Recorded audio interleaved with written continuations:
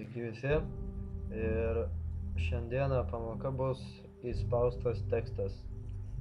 Aš kaip foną naudosiu šitas, kaip čia pavadinus, lentas, grindis. Ir nuoroda yra apačioje, aprašyme. Na ir dabar, kaip tai padaryti tą įspaustą tekstą. Tiesiog bet kokia spalva, bet kokių šriftų parašome norimą tekstą.